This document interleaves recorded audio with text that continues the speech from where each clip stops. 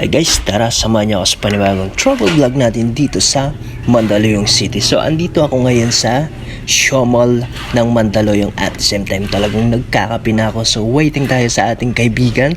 So naka-duty pa sila at the same time guys. Kung talagang mga biglaang lakad, biglaang unwind, sabi nga biglaang lakad natin. So andito tayo ngayon sa Mandaluyong City. So balikan lang tayo nito at the same time kung mga mahihilig kayo sa kape, mahilig kayo sa galang ganito. So guys, comment kayo dyan.